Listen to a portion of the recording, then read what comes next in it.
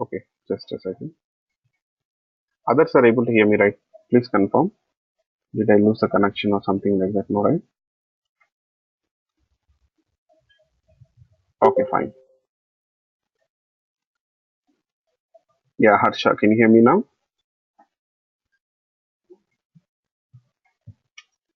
Okay, fine.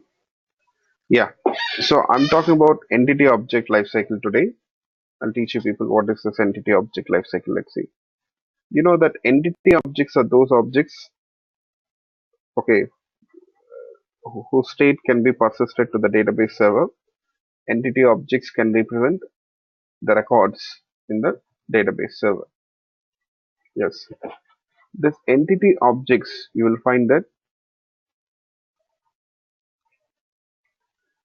you got a life cycle. Entity objects in its life cycle, they will go through various states. Yes. Entity object in its life cycle will go through various states, I can say. Yes.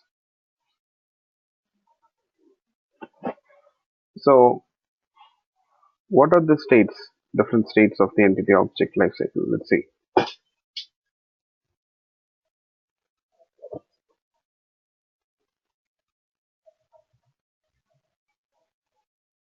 In the life cycle of this entity object, you will find that basically it is managed by the session. Yes.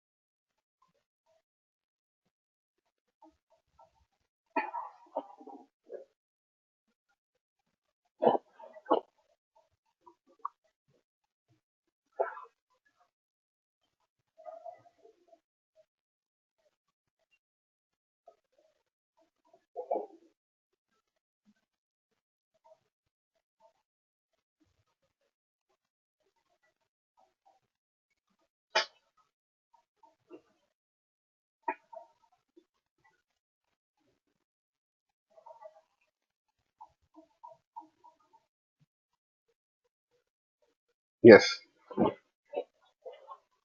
So in Hibernate, you'll find that yes, entity objects have got a life cycle. The Hibernate's persistence manager, the session. When I say persistent manager, we are referring to the session. The session is responsible for managing this entity object lifecycle. Okay, session itself is responsible for managing the entity object lifecycle. So you see, an entity object, I can say that it will be in one of the states. Okay, yes, the entity object basically it can be in one of the states. What are the states of an entity object? Transient, persistent, detached, and removed. So these are the various states of an entity object here. Yes. So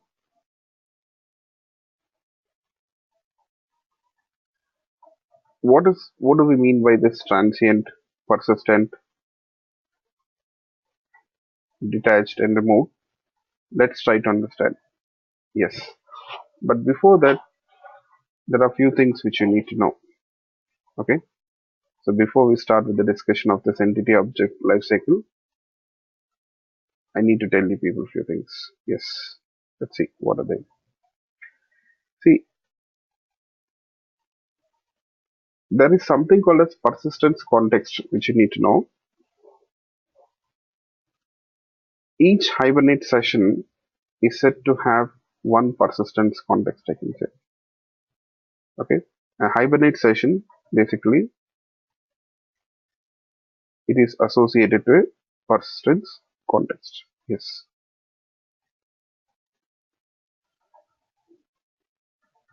whenever a session is created to that session,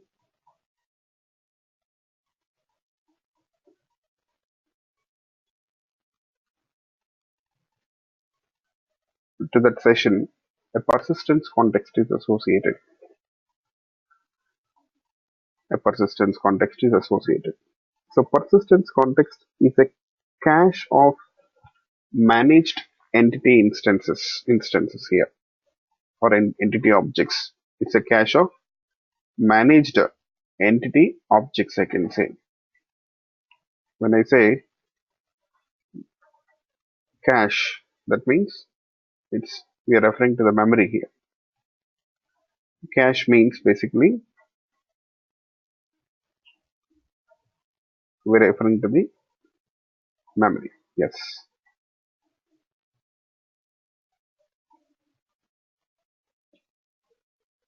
You know,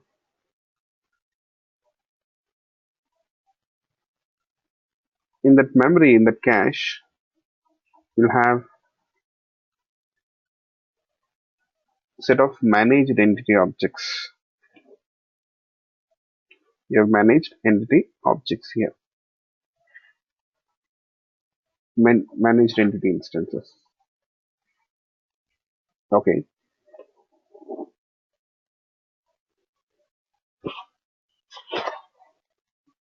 See, the persistence context isn't something you see in your application, and it is not even an API. It's just a memory. It refers to the memory, I can say, where you have managed entity objects. Okay, just fix this in your mind. Persistence context means it is nothing but it is associated to the session, and basically you have entity objects in that persistence context which are managed by the session, I can say. You'll have entity objects basically which are managed by the session. Yes, fine. So for session, persistence context is very important. Okay, second, it's the playground for the session. So it's a memory location or memory. You see, it is allocated for the session so that the session can work with it. Yes. Next, in Hibernate applications, we say that one session has one internal persistence context. Yes. For each session, you have a persistence context associated to it. Okay. For each session, a persistence context is associated, I can say. Yes.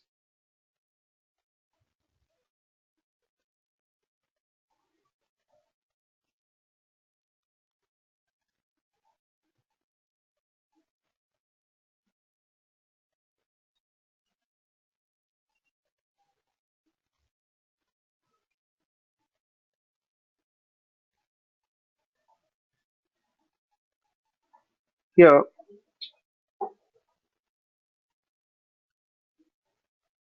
now having understood persistence context, let's talk about this states. So the entity object initially it will be in the transient state, I can say. Entity object initially it will be in the transient state. So what is the transient state? Let's see. Here objects instantiated using the new operator, they are not immediately persistent. That means that object state is not immediately stored to the database server, right? So here their state is transient. Their state is actually transient, which means they are not associated with any database record or row. They are not associated to any database record or row, I can say. Yes.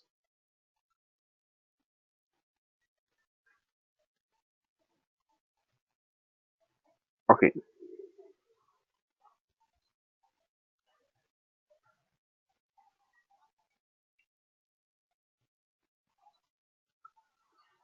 so Hibernate, it is not aware of this transient objects. That means it won't bother about this transient objects. Hibernate is never bothered about this transient objects, I can say. Yes, these are just like any other Java objects in the memory. That's it, nothing more than that. Just a normal Java object, I can say. So let's take this case here, which I got. Just a second.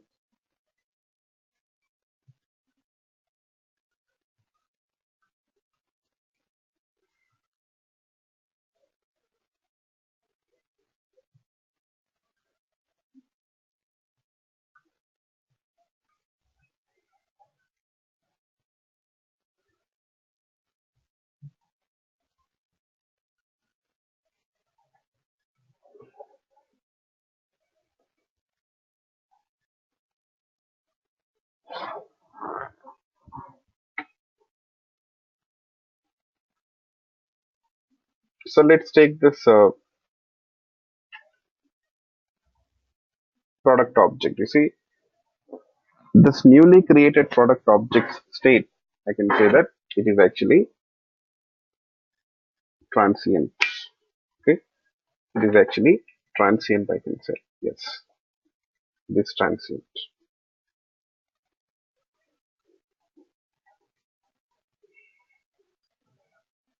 Newly created object state is transient.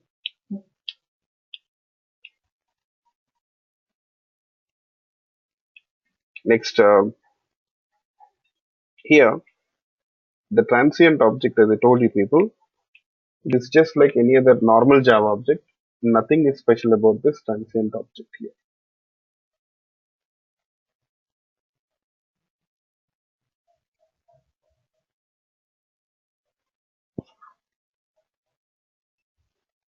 Okay, yes. So you know what, here when we call the save method on the and pass this transient object to the save method, what happens? Let's see. So it becomes persistent. So basically the transient object, it becomes persistent, I can say. So what if the object is persistent? So what does that mean? You see, a persistent instance is an entity instance with a database identity. It's an entity instance with a database identity. So what does that means? When I say it is an instance with the database identity, what does that mean? Yes.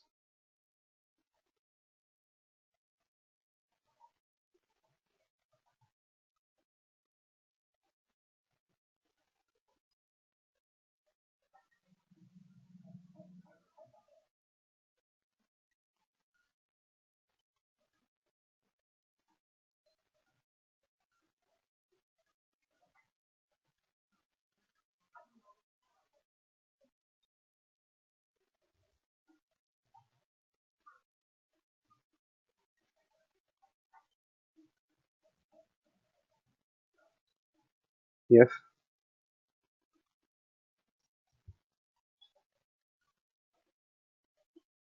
So that means this entity instance or this entity object, basically it represents a record in the database server.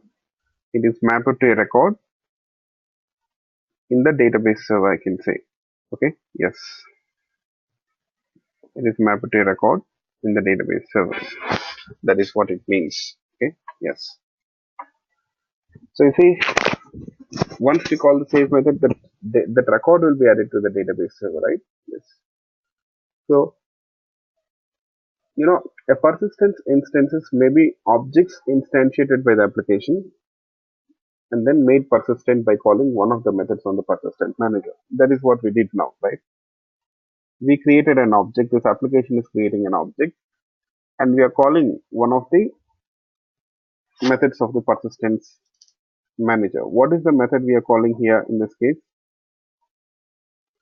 What is the method we are calling here in this case? Yes,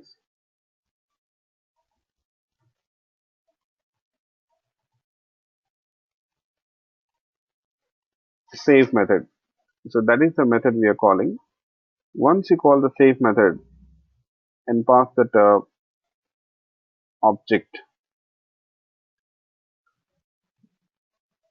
to the save method, you see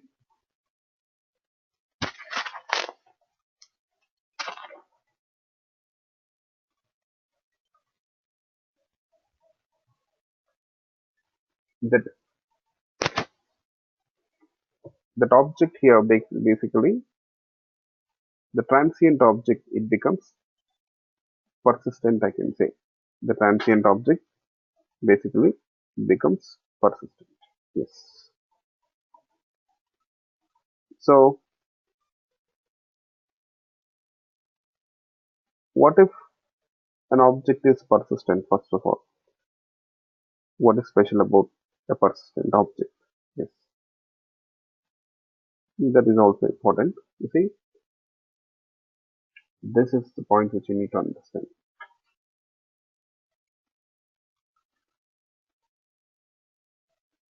Persistent instances or objects are always associated with the persistence context, I can say. They are associated to the persistence context.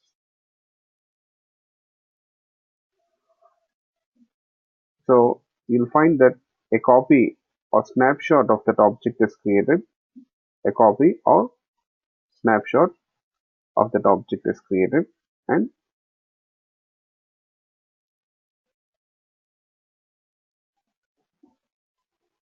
it is associated to that persistence context, I can say.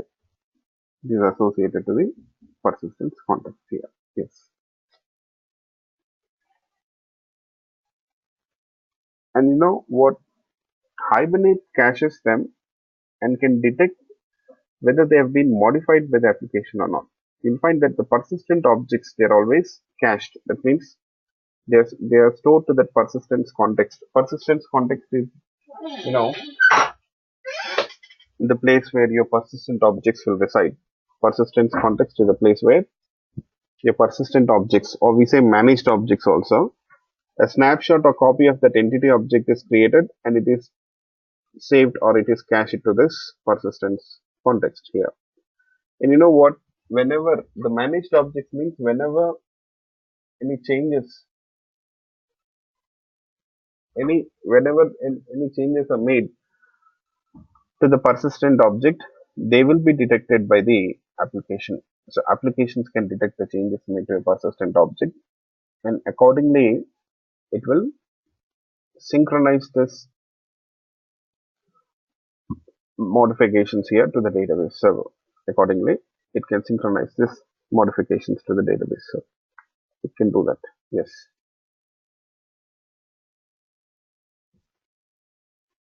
Here,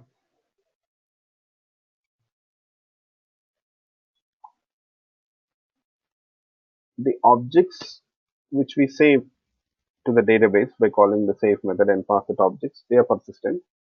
Not only these objects, but you know what here, I'll tell you, even the objects which we fetch using the get method within the transaction context, especially within the transaction context, I can say. Yes. Session dot get, you call this get method and you try to fetch the product record based on the ID. Let's say 102. Now you know what is the state of this object? Can you people tell me? What is the state of the object which is fetched using that get method within the transaction context, especially? Yes.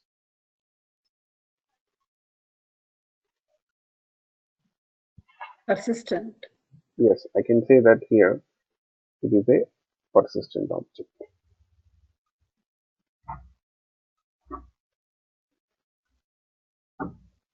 The state of this object is persistent, I can say. You know,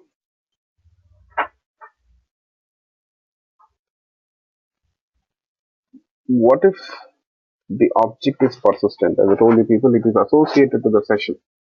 It is actually associated to the session or persistence context, I can say. This object is cached to the persistence context, and you know, it is continuously monitored by the Hibernate framework. Okay, so if you make any changes to this object, if you modify the state of this object, those changes will be detected by the Hibernate framework, and accordingly it will synchronize them with the database. So just a second. Here we have this database. Let me open it.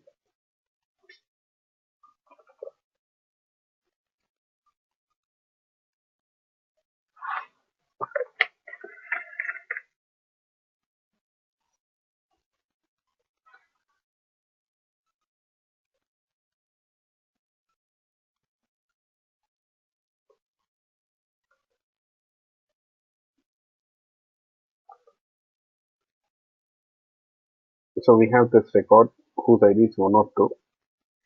You see the product price is 20,000. That means now we got a product object here whose ID is 102, and in this product object price will be 20,000, right? Yes. This object now it represents a record in the database. So I can say that here for this product object or this product object has got a database identity. This product object basically it got the database identity here, I can say. It got the database identity. Yes.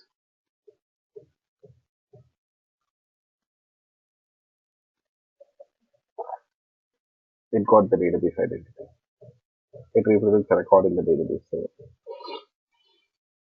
now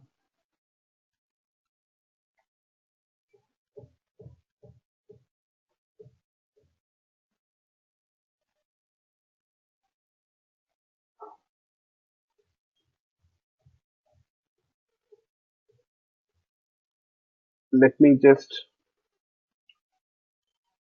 modify the price here in the object. I'll make it 25,000.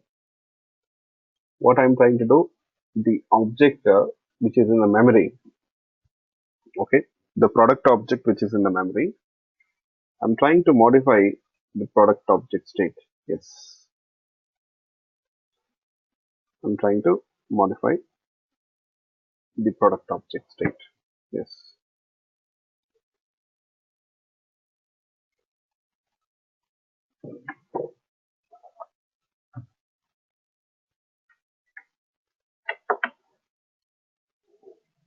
You know what? Here, in this case, we are just trying to modify this object in the memory, not in the database, right? We are calling a setter method. You know the setter method. In that setter method, you won't have any you know uh, any calls to the Hibernate sessions to update the records or something like that. Okay, we won't do that in sort. We won't do that. Yes, it's just plain setter method. Nothing special about this setter method. Okay, I'll show you if you want. So let's check this setter method once, just for the confirmation that it is nothing special. This just plain setter method here, nothing more than that. You see, set price. We are trying to just update the property value of the object which is in the memory. That's it. Yes. So what happens?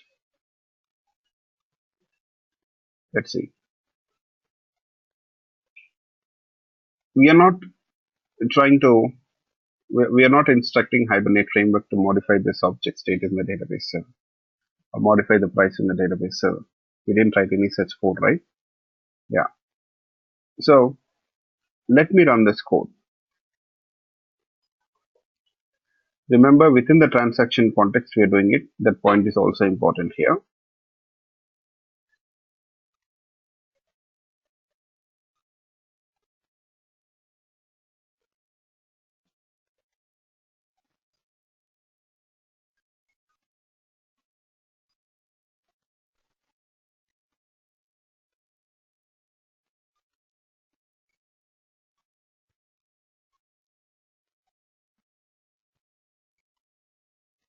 Have you noticed it?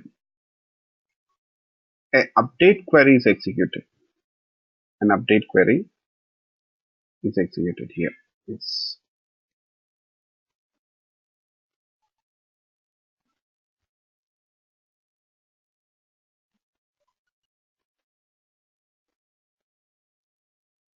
So why an update query is executed? We didn't ask Hibernate to do this, right?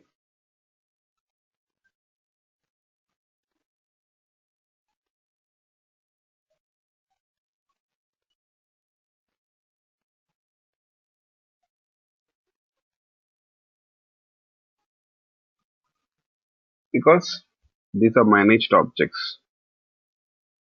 Okay, as I told you people, these are actually managed objects. Yes.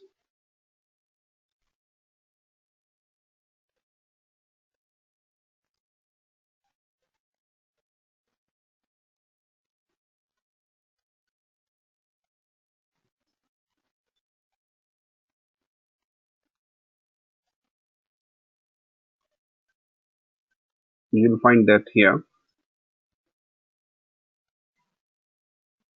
Hibernate will keep track of changes done to this object.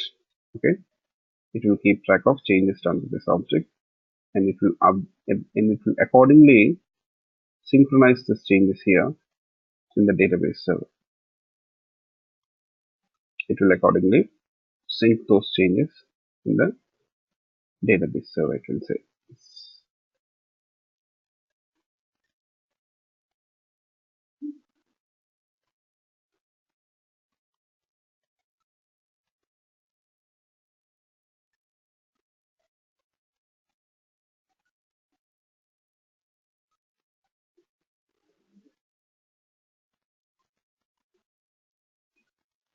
So only because it is a managed object, it happens. If it is not a managed object, yes, Hibernate is not bothered about this object if it is not managed.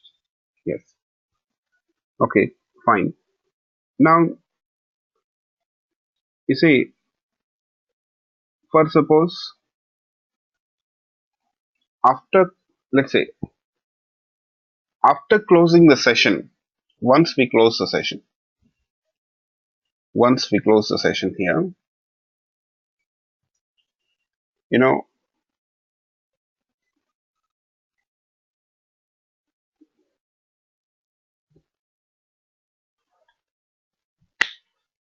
what is the state of that product object?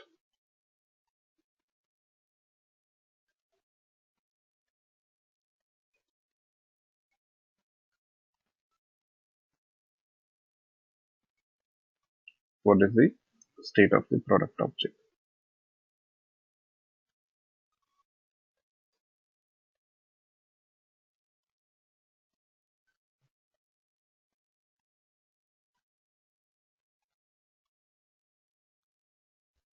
Yes, after closing the session, what do people think?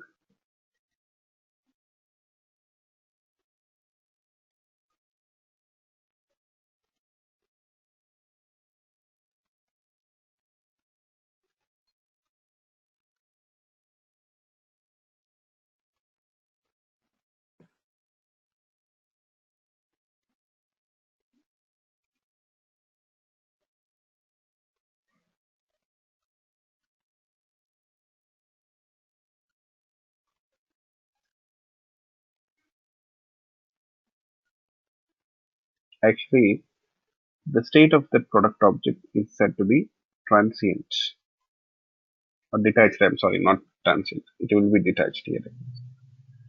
Detached.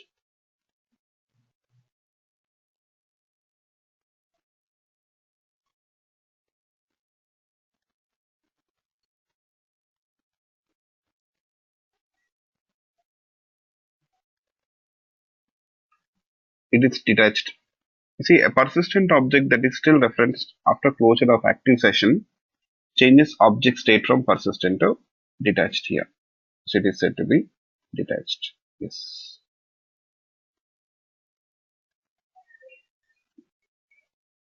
Okay. Yes.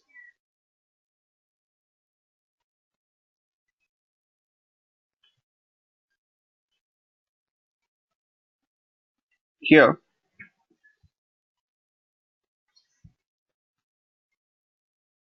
it still represents a valid row in the database server. You see, that object here still it represents a valid row in the database server. Yes.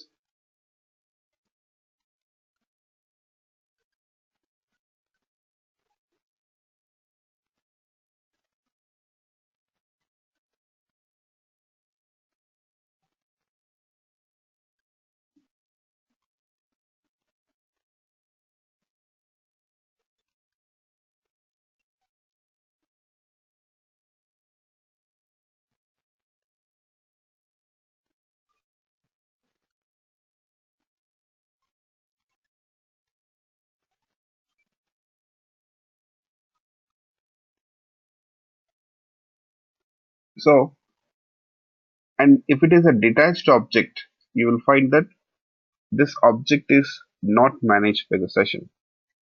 If any changes are done to this object, okay, if at all, if any changes are done to this object, you see, you'll find that they won't be detected and they won't be synced. But this detached object can be reattached and you can make it persistent.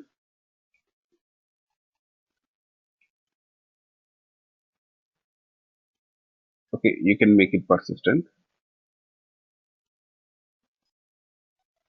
The thing is, provided if the session is up and running, you can do that. Provided if the session is up and running, we can do that. Yes.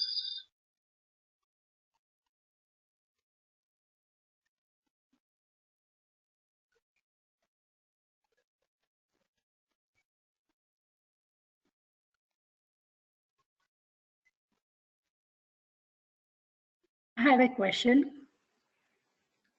Yes. Last class, you were explaining about the change difference between that session and like load and get method, right? Yes. So once the session is closed, the load will not, the object reference is not present. And when you do a get, the object reference is present. So is this anything related to this, like the state of the object? No, load, as I told Does you, that it has change? got nothing to do with state. Oh, Okay. It has got okay. nothing So it's, to do with state. yeah, because okay, you can access the object, but you cannot persist it to database Yeah. after the session is closed. Okay, now I got it. Thank you. Yeah.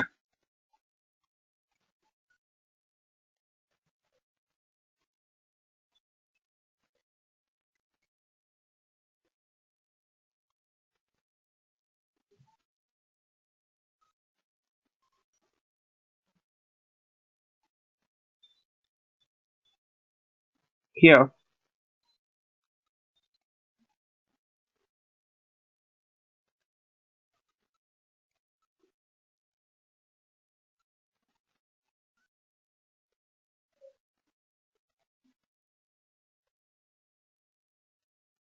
you'll find that a detached object, it can be made attached here. You can make it attached. Yes. Provided if the session is up and running. Yeah. Now, for suppose after you see after closing the session, now the object is detached, right? Yes, the object is detached.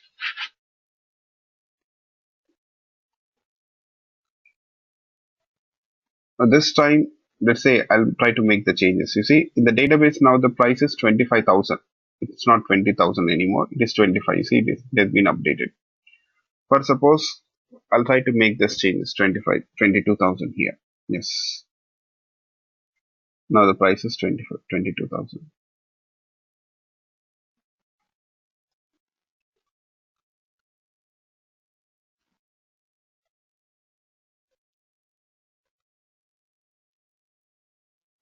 See, this changes which you're doing here, will they be updated in the database server?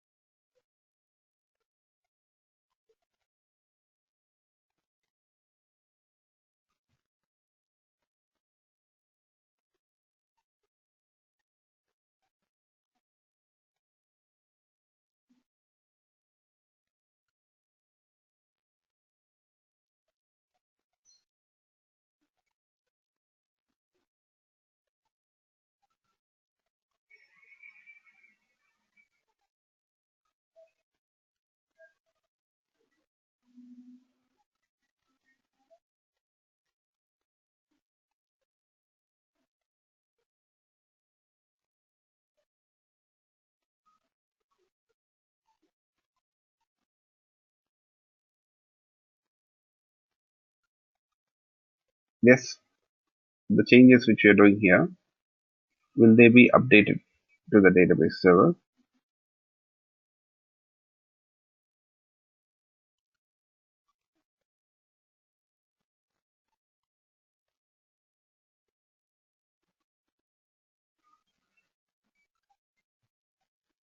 No. This time the changes will not be updated to the database server. This time the changes here, they won't be updated to the database server. Yes.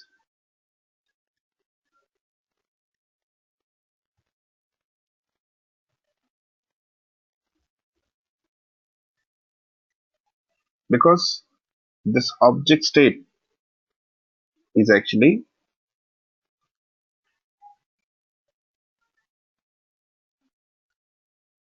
is actually detached. If an object state is detached, it is not managed by the session.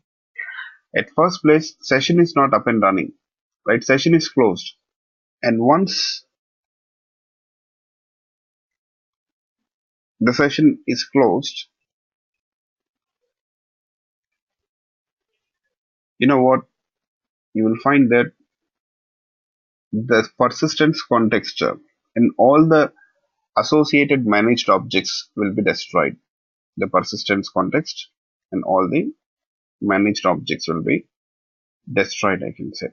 Okay. So, I mean, they won't be managed anymore. Session is not there. Session is responsible for managing this persistent objects. No, it is not there. Okay, it's not available. Yes. Okay. Now here, you know,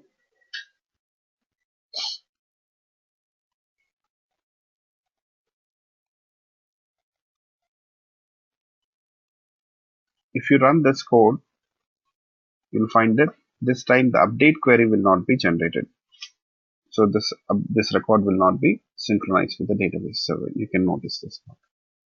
See, only select query is executed this time. This is what happens. Yes.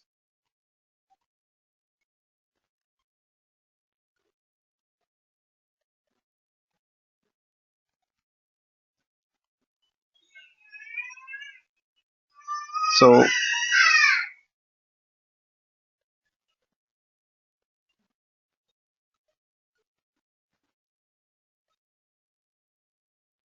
next, actually, you know what? When a session is closed, automatically all the entity objects here which belong to the session, which are managed by the session, will become detached. But you know what here? it is possible to detach a particular object. You see, for example, I'll do this. It is possible to detach an object. How can we detach an object? Even though the session is not closed. When the session is up and running, it is possible to detach a particular object. So you can call this evict method for that purpose.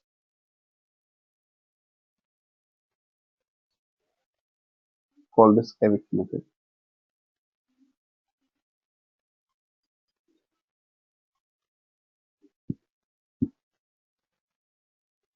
So what this evict method does, so evict method here, you know, it will detach an object basically.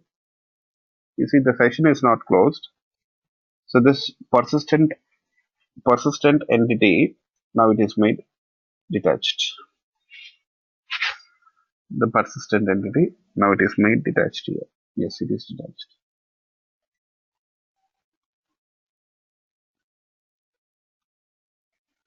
So after making that object detached, you see if I make any changes to this object. So this time if I run this code, will these changes be updated in the database server? The changes which we did, will they be updated in the database server?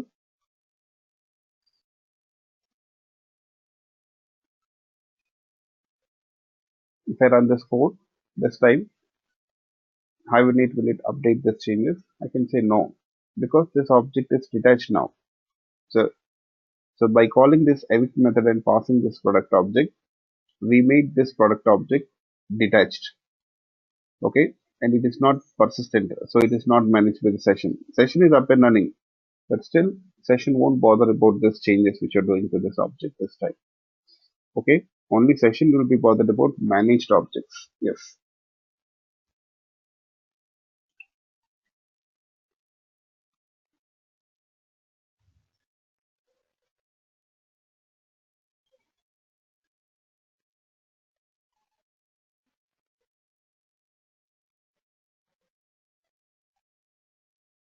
Yeah.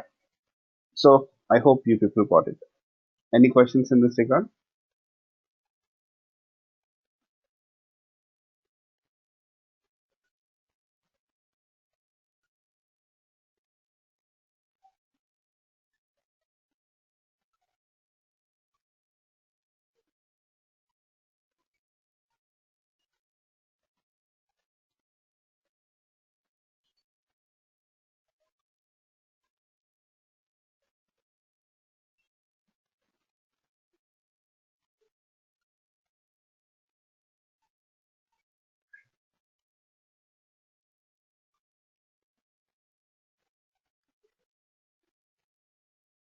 Yeah. Okay.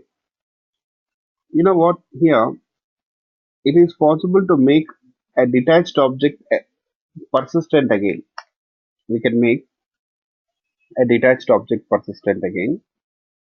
How, you see, provided the session should be up and running. Okay. If the session is up and running, yes, it is possible to make a detached object persistent again by calling the merge method. Yes, call this merge method.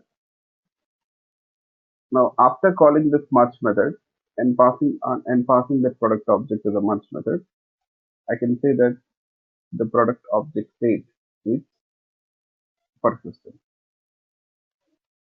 I can say that the product object state is persistent. Yes.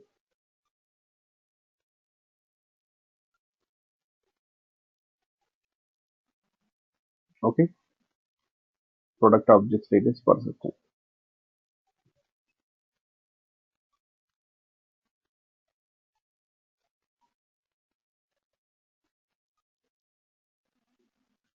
You know,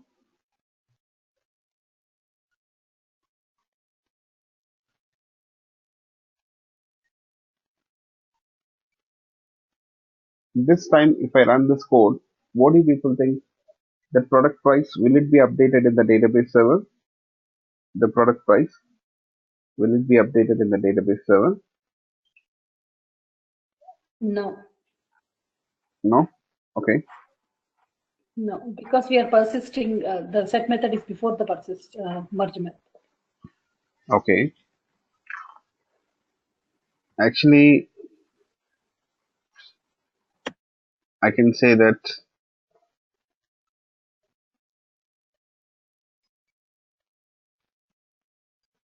definitely this object state will be updated. Okay. You'll find that this object state How? will be updated because within the transaction context it's happening. It doesn't matter. At the end of the session, at the end of the transaction, it will check for this changes, whether Okay. any changes have been done. Okay, that is how it works.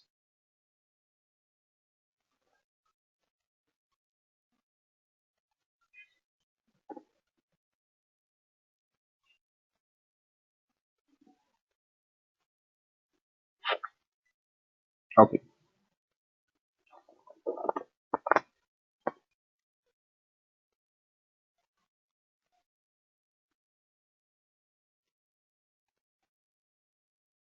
so just remember this point always at the end of the transaction itself.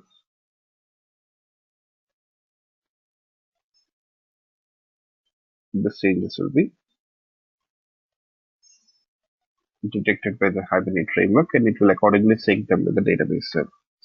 Yes, let me run this code.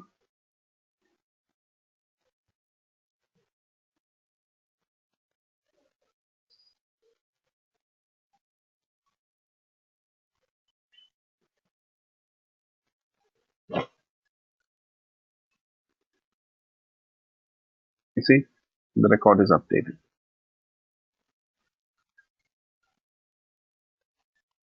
So that is about much.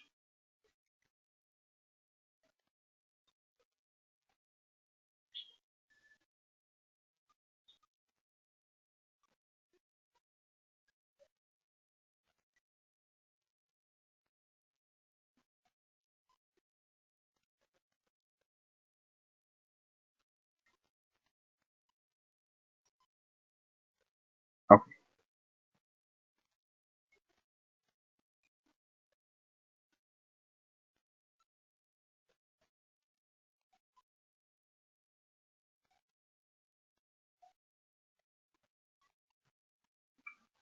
Next, we have another state that is removed. So I'll comment this code. So now I will call the sessions delete method and pass the product object reference. So what happens if you do this? See that record will be deleted.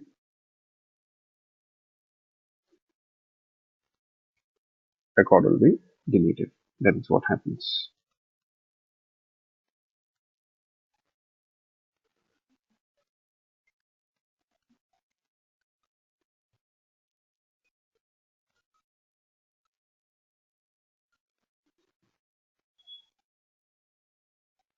The record from the database server will be deleted. So this product object, I can say that basically it represents a record in the database server. And that record will be deleted. Yes. But how about this product object here? What happens to this product object?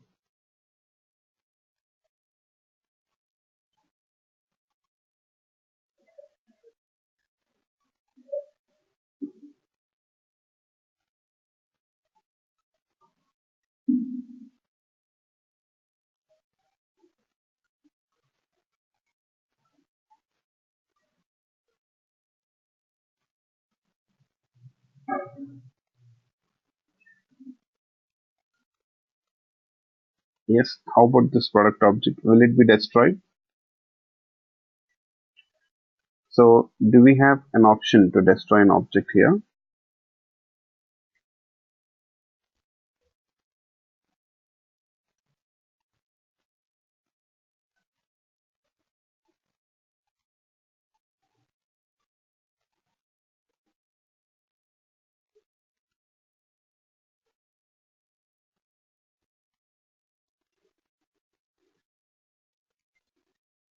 Actually, that object will be residing in the memory.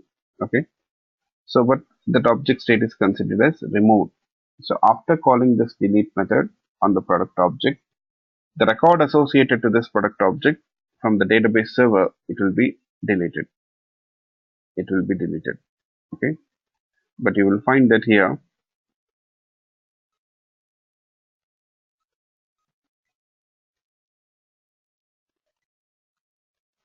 this object will be just like any other Java object. It will be simply residing in the memory. That's it. Okay.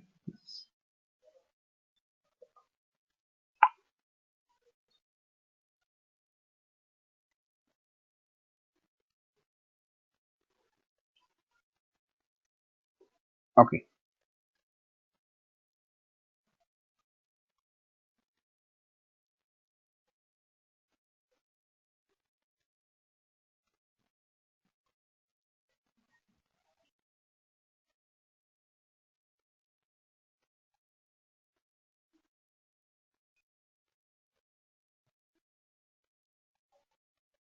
Now, these are the various states which you'll see here.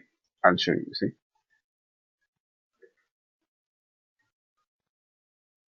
if you want, you can call the save method on the detached on the removed object. You see, a previously persistent object that is deleted from the database server using delete method. Yeah, that is your removed object. Removed object. So Java instance may still exist, but it is ignored by Hibernate. So Hibernate framework won't bother about it. Any changes made to that object are not saved to the database.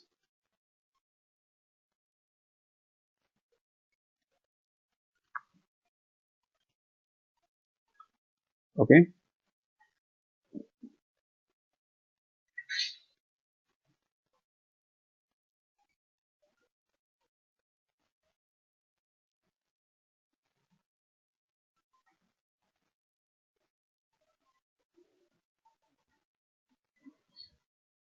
See, you'll find that this object will be garbage collected without any issues. This object will be garbage collected here. Yes.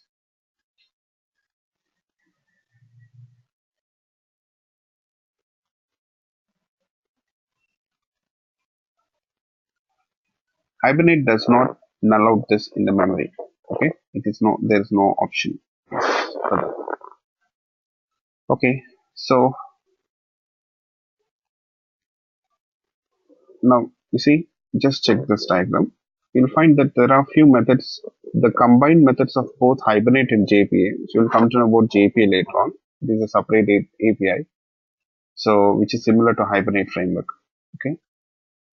You'll find that most of the methods I discussed with you people, you'll find them here. Just check them. Give me 1 minute meanwhile. Just go through this life cycle state once.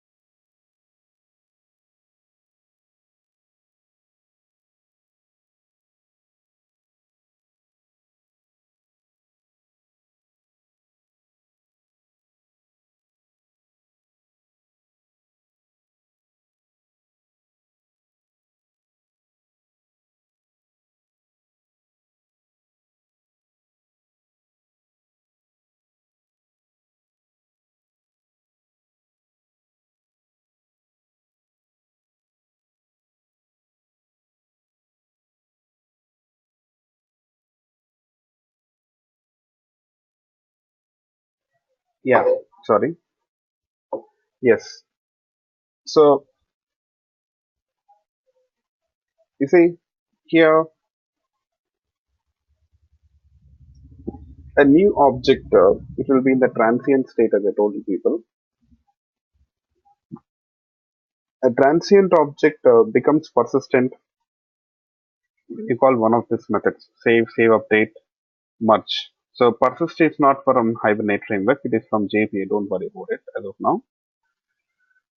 Next, you see a persistent object can be detached when you call evict, close, or clear. Clear, you'll come to know about it. Don't worry. So when I talk about bulk updates, I'll be discussing about it. So it becomes detached. And a persistent object you can call delete method. Remove is from JPA. So if you call delete method, it becomes the state of that object becomes removed and the record will be deleted from the database. So a detached object, as I told you people, you can make it persistent by calling merge. Not only merge, but even you got update or save or update, which we have discussed in the last class. So you can also use those methods here to make a detached object persistent again. But provided the session should be up and running. Only if the session is up and running, you will be able to make that detached object persistent. Otherwise, it won't work. Okay. So you see, when you one more thing. So when we call the save method on a transient object, so basically you'll get a persistent object, but that object becomes persistent, right? So the other thing is here, you know, even when you call the get method, load method, when you're fetching the records using that list get query list, we have discussed about, we have gone through several methods, right? Even those methods, when we call those methods to fetch the records, you'll find that here the objects state will be in the persistent, will be persistent, provided you see, provided if you're fetching the records within the persistence context only. Okay, I hope you got the point. Provided if you're trying to fetch the objects in the transaction context, I'm sorry, in the within the transaction context. Yes. Okay. So this is the entity object lifecycle. So it will help you people a lot. Okay. Yes. Further going further, it helps you. So now we are done with this entity object lifecycle. Let's move on and let's talk about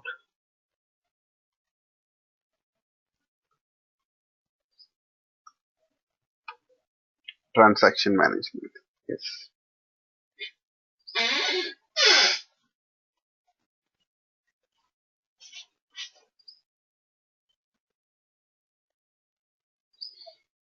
What is a transaction first of all?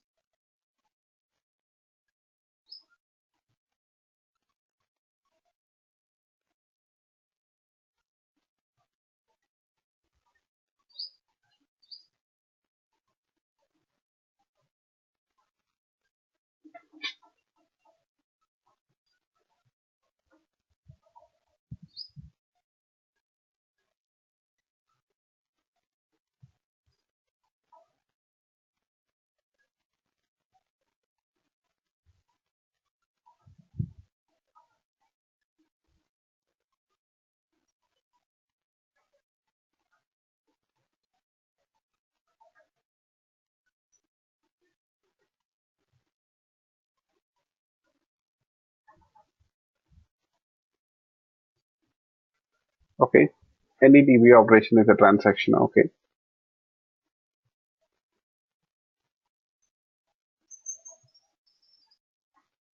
That's it.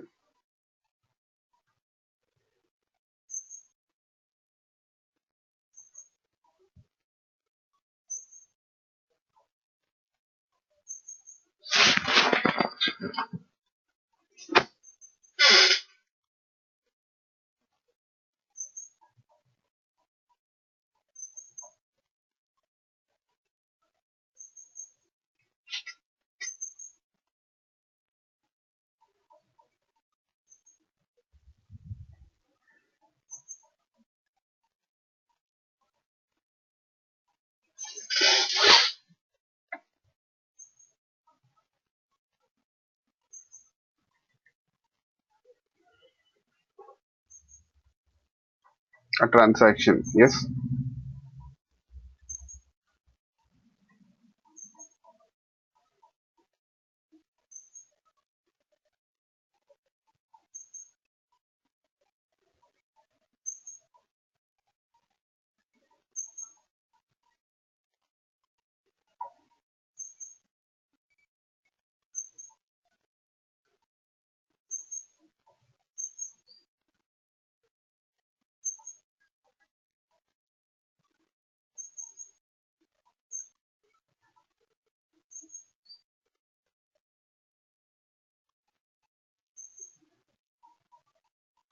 Okay,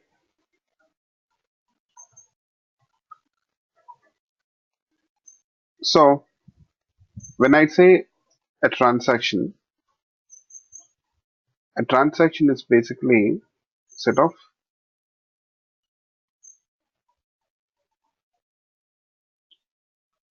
DB operations, I can say, and we can also say a transaction is a unit of work. A transaction means basically a unit of work.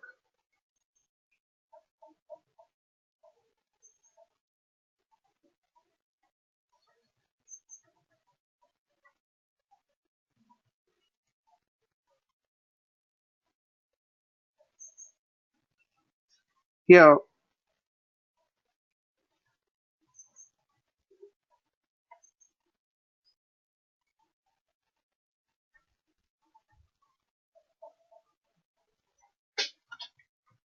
first let me define this transaction. A transaction is a set of DB operations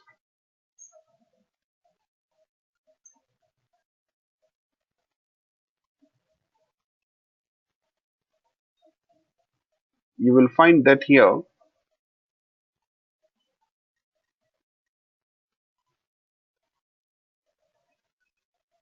a transaction is something a transaction is a single unit of work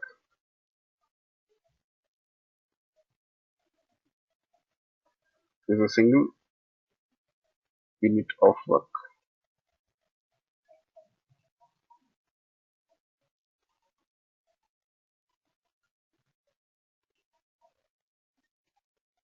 Transaction is a single unit of work.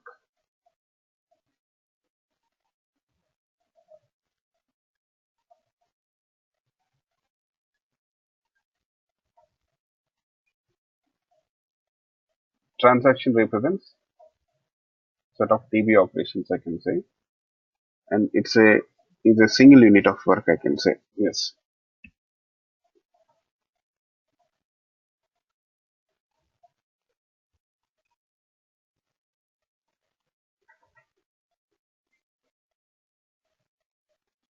So transaction is very special here, very important for us.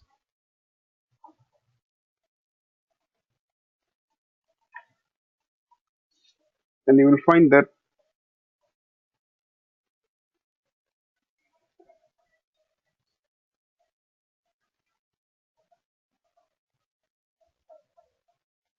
either all the DB operations in this transaction should execute or none of the DB operations should execute here.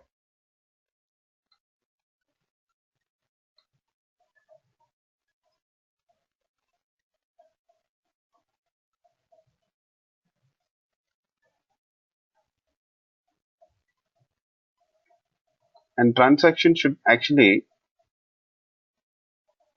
satisfy that it should possess that acid properties, I can say. The transaction should possess acid properties. Yes. So let's take a transaction. Let's take an example for this transaction here. Yes.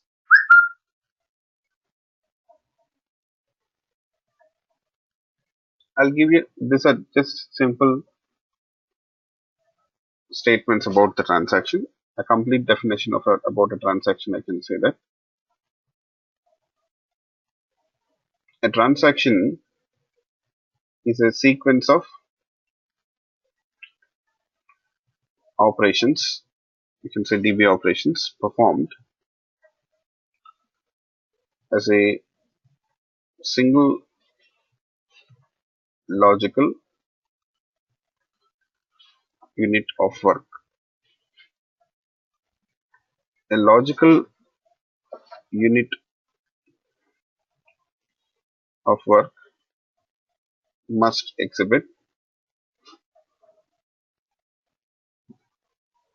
four properties called the atomicity, acid properties, I can say. What are they? We'll see that. Okay.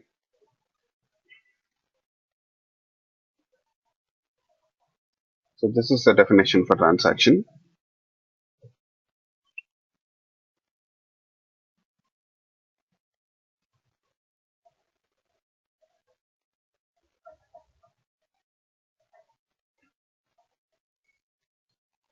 Here,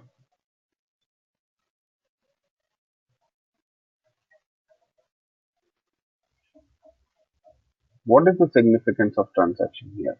So you see, we have to manage these transactions. So let's take any example. For suppose, already I took this example once. Transfer of funds from account A to account B. Okay, so in this transfer of funds here from account A to B, say funds 2000 has to be transferred. Account A's balance is let's say 5000. B's balance is 4000. Now you know this this transaction this transaction here contains how many DB operations? You'll find that in this transaction we'll have 4 DB operations. What are they? First of all, you got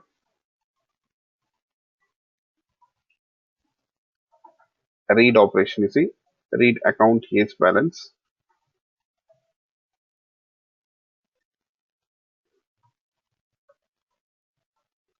Next, update account A's balance.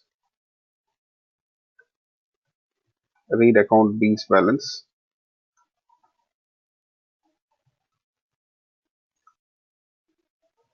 Update account B's balance. That's it.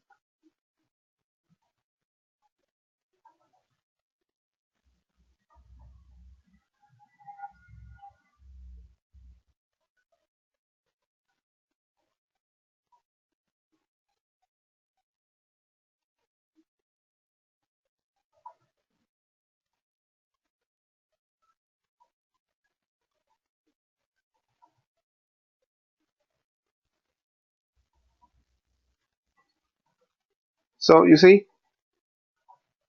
in this transaction, transfer of funds, we got 4 DB operations here, right? We got 4 DB operations.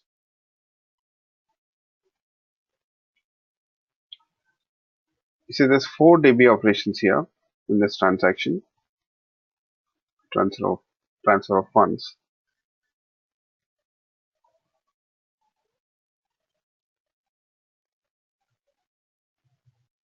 It it should be considered as a single unit of work. Yes,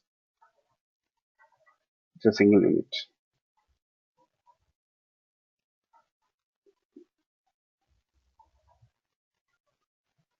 So an application which is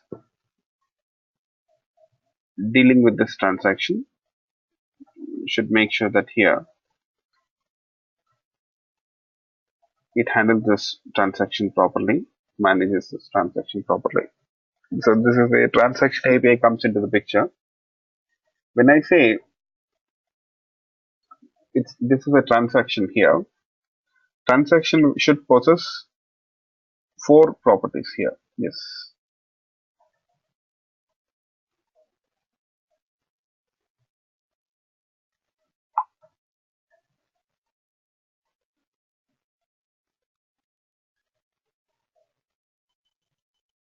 it should possess four properties. Asset properties, we say.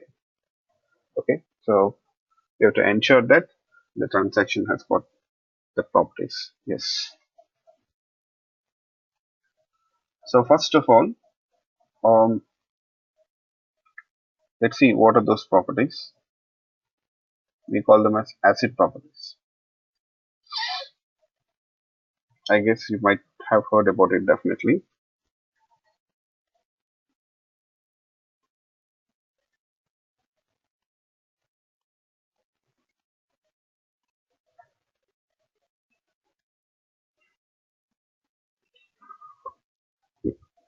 Transaction.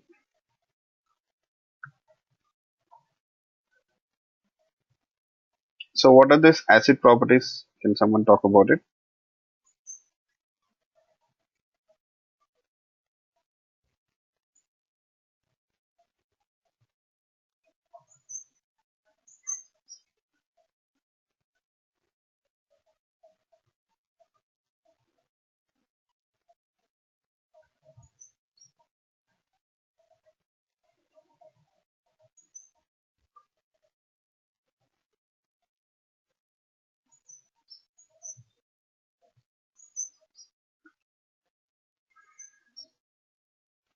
Asset properties. What are they? Atomicity. So what do we mean by atomicity here? So a transaction should possess this property called as atomicity. Okay. What is it?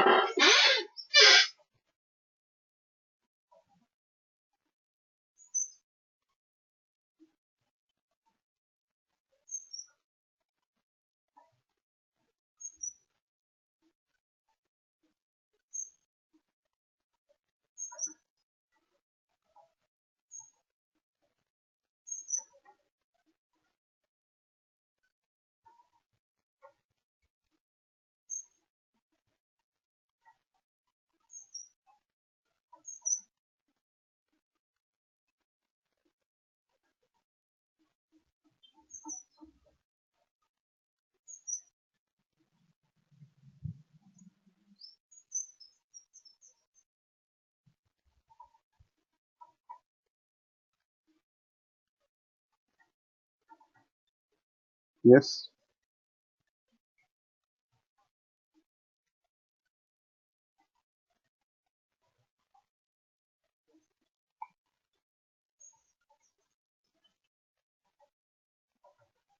Atomicity. No idea.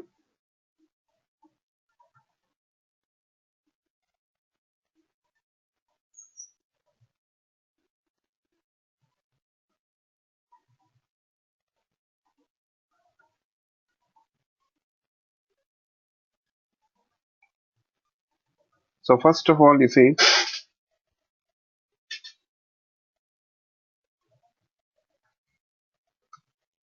the atomicity property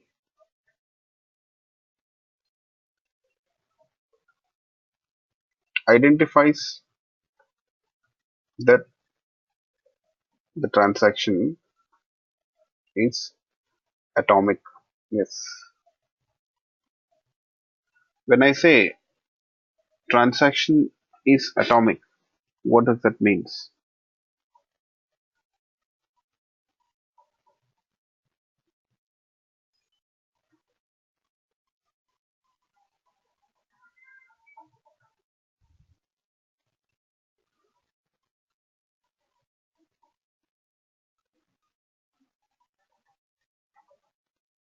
In general, what is the meaning of atomic? Can you tell me? in general, what is the meaning of atomic? Just in English, just atomic means.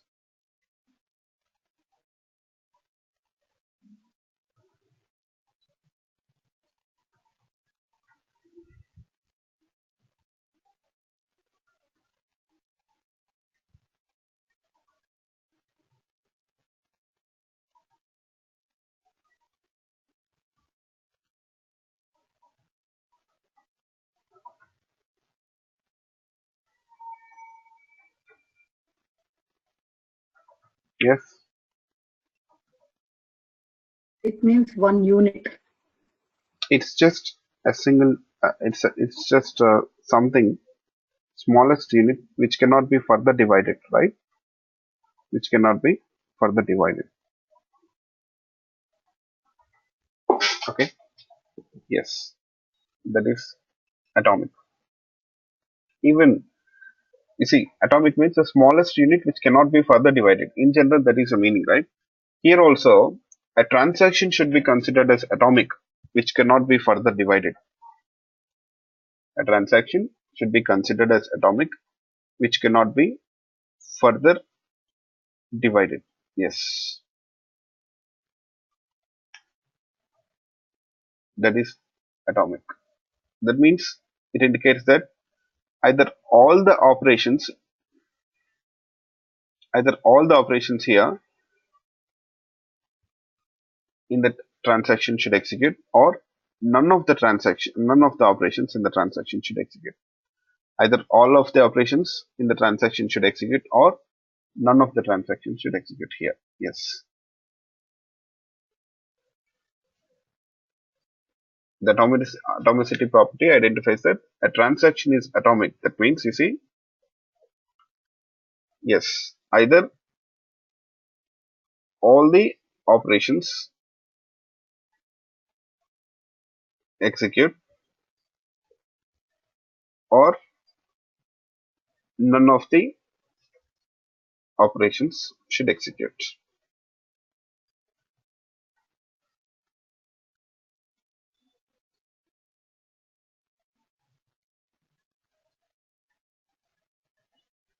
So, okay, Saujanya has got a definition.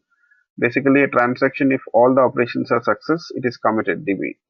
If any of the operations in transaction fail, uh, none will be committed. Yes, either all the operations should execute, either all the operations should execute, or none of the operations should execute.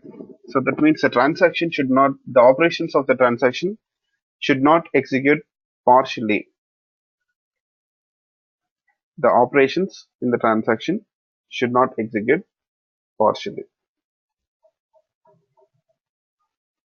Okay, they should not execute partially. Yes.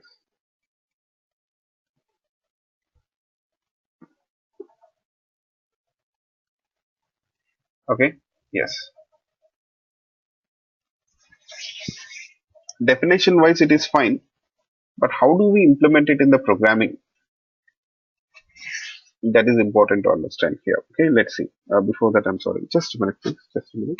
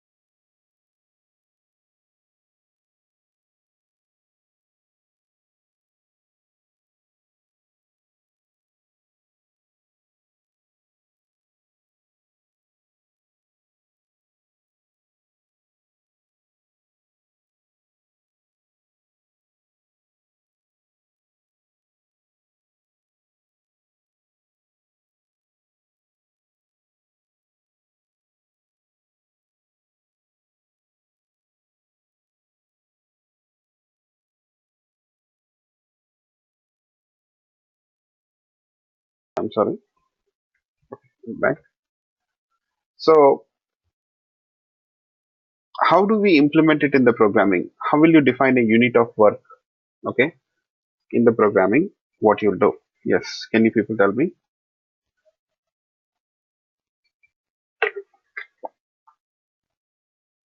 Let's say imagine that you're executing this transaction transfer of funds. So what you'll do? Begin transaction and commit and commit. Very good. See, we have to draw the transaction boundaries to define that unit of work. So first thing is we have to draw the transaction boundaries. Yes. So when it comes to the programming, okay, uh, in Hibernate, I can say that especially when let's talk about Hibernate. In Hibernate, see, to define a unit of work,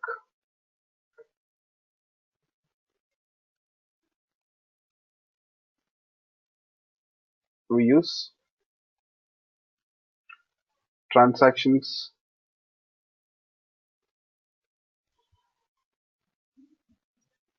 transaction objects methods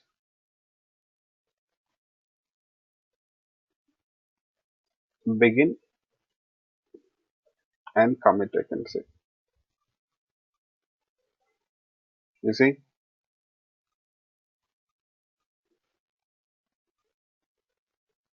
So let's write the pseudocode here.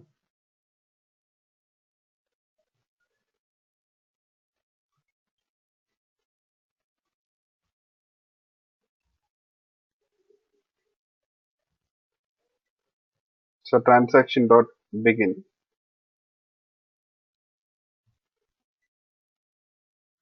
transaction dot commit. Now you know these are transaction demarcations. Now whatever the code which you got here in the between this begin and commit methods, whatever the code which you got here between this begin and commit methods, it is actually considered as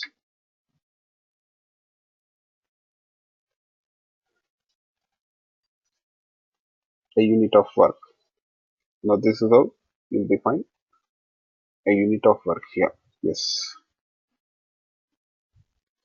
So these are transaction demarcations.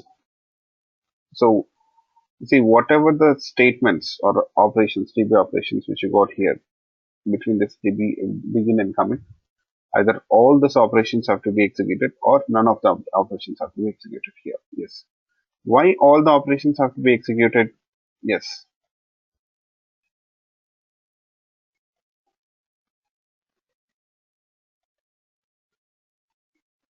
You know, there is a reason for that.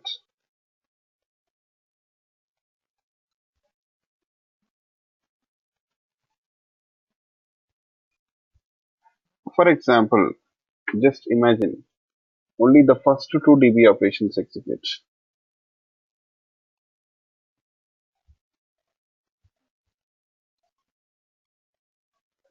Yes, that's right. That is what you're explaining, Saujanya, right? So, you see, after performing the update on the account A, so let's say update means, you see, update account A's balance to how much, let's say we'll update account A's balance to 3000 after withdrawing that amount from account A. Okay, and we have to accordingly update account B's balance also to 6000 here. So you see, after performing this first two DB operations, the application, let's say, crashes or there is some issue. Okay, there is some issue. There is an exception. So the next two DB operations did not execute. If this transaction executes partially, if this transaction executes partially, yes. What happens? What will be the issue here?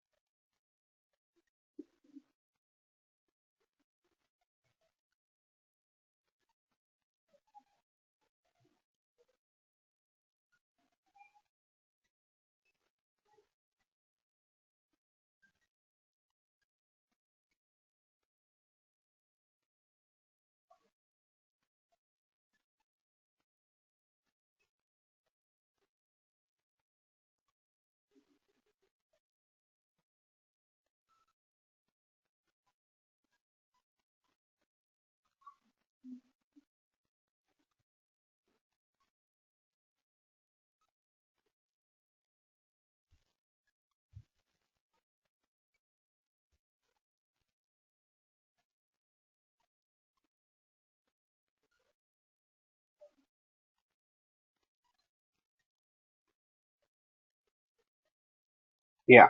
See, only account A's balance is updated. Account B's balance is not updated, right? That is a problem.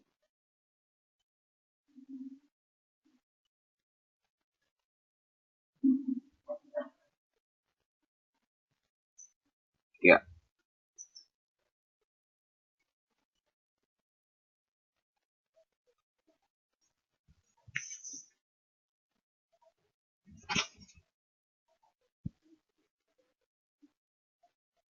So we don't want this to happen. That's the reason why you're just making it a single unit, which cannot be further divided.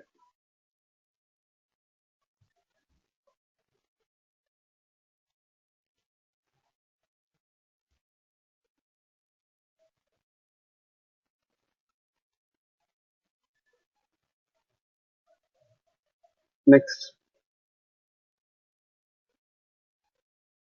the next property is consistent or consistency, I can say. Consistency. Okay. So what this consistency means here, yes,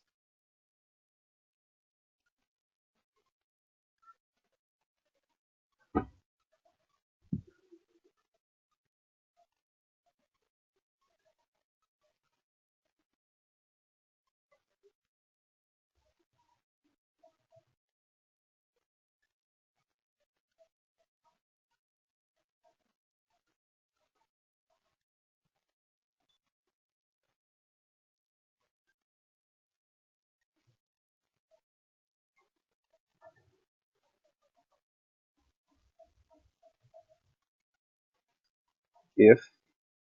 So a transaction is said to be consistent always. It should possess this property consistency.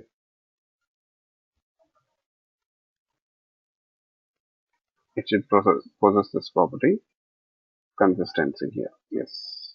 How?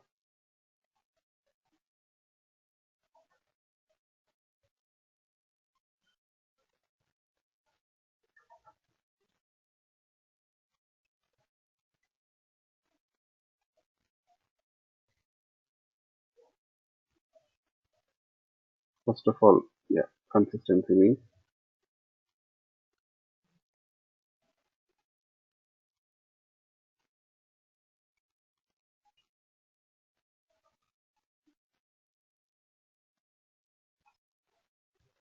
let's see,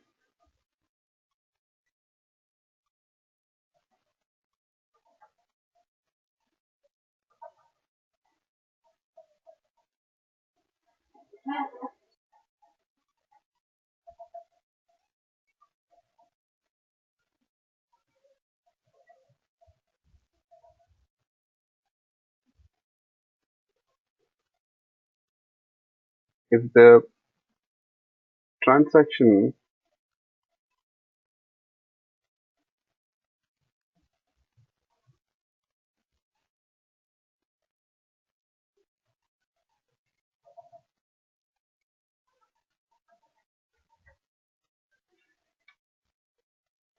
sorry,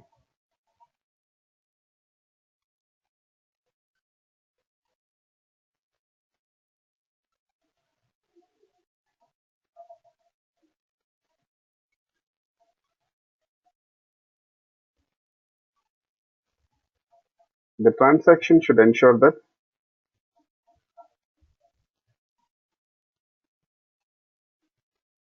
always it leaves the database in a consistent state,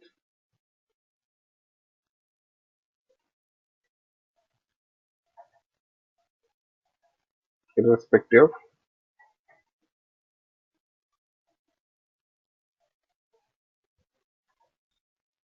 of the transaction executes successfully or not. Okay, even if the transaction doesn't matter, irrespective of whether whether it executes successfully or not, whether it executes successfully or not, it should always leave the transaction in a, sorry, it should always leave the database in a consistent state.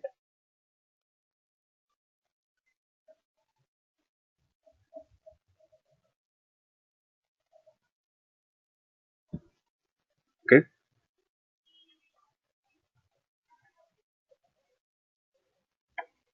So how do we implement it in the programming? Yes. How do we implement it in the programming?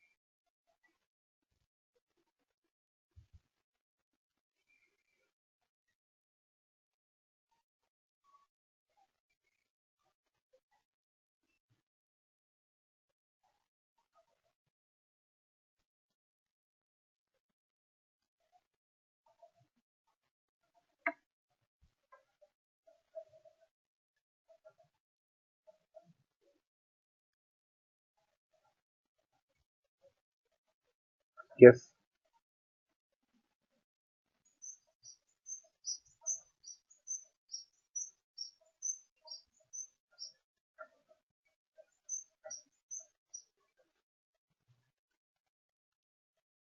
So you see, if the transaction executes successfully, there won't be an issue. Only so first of all, transaction should ensure that always it works on a consistent data itself. Okay, it should not work on the inconsistent data. I can say transaction should not work on inconsistent data. Yes, it should always work on the consistent data. I'm sorry, and it should leave the database in a consistent state itself. At the end of the transaction name, it should leave the database in a consistent state itself. Yes. So here, you know, if at all, if the transaction fails, it has to always ensure that the database is in a consistent state. For example, if you take this transaction itself, transfer of funds, okay,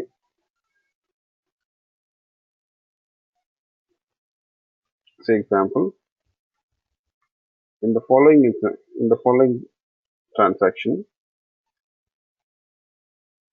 if the if it executes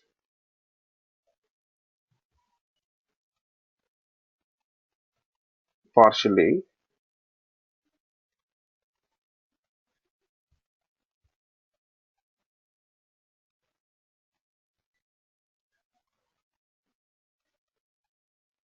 if the transaction fails, sorry, if the following transaction,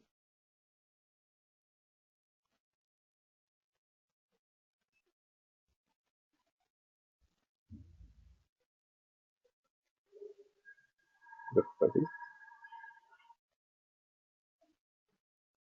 following transaction,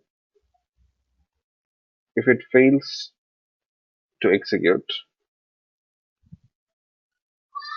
successfully,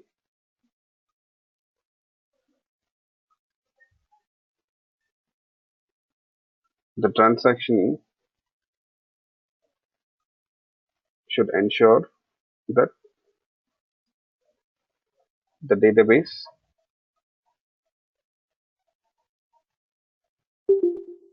is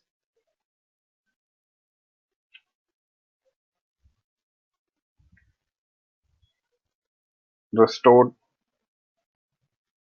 to its previous consistent state. Yes, it should ensure that it leaves the database or ensure that the database is restored to its previous consistent state. So for example here, as I told you, if the transaction executes partially, that means it will only update account A's balance, leaving account B's balance as 6,000. Now the database is very much inconsistent here. Okay, so the database here, it is very much inconsistent. Yes, it's not consistent.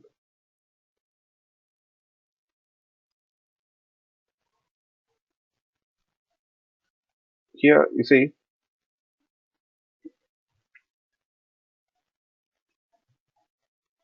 if the database is an inconsistent state, of course it is a problem, right? So we don't want this to happen. We don't want this to happen here, right?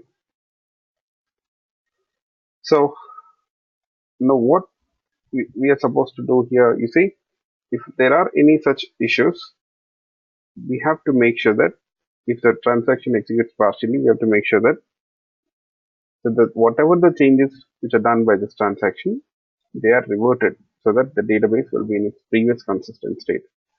So when the transaction starts or it operates on a consistent database, even after the execution of the transaction, it should leave the database in a consistent state.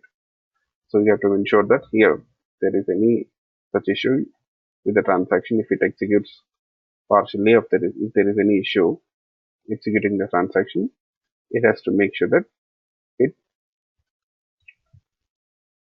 restores the database to its previous consistent state. How? This is where your rollback comes into the picture. You might be knowing this. You see, you will write this kind of code for that. Try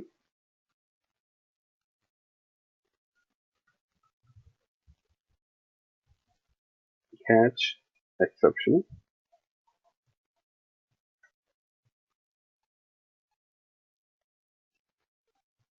transaction dot rollback. Okay.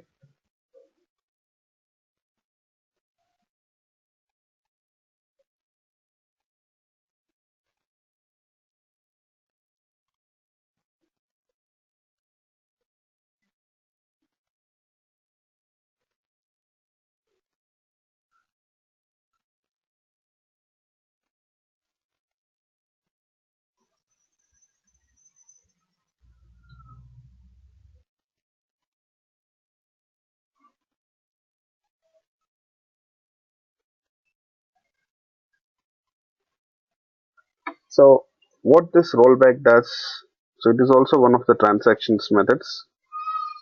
So rollback will make sure that here, whatever the changes which are done, the changes are reverted back to its previous state. Okay, they are undone. The changes done during the execution of the transaction will be undone. I can say that's it. They have to be undone. I hope you got it. So next we have two more transaction properties, but we'll discuss about it in the next session. And also, so we have isolation, very important. So we'll discuss about it in the next session itself. So whatever we have discussed so far, I hope this is clear for you people, right? Any questions in this regard, please let me know.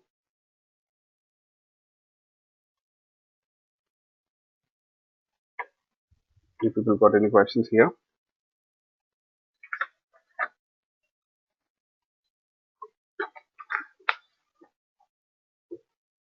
I hope no, right? Okay then. Thank you all. Bye bye. Let's meet tomorrow and we'll continue.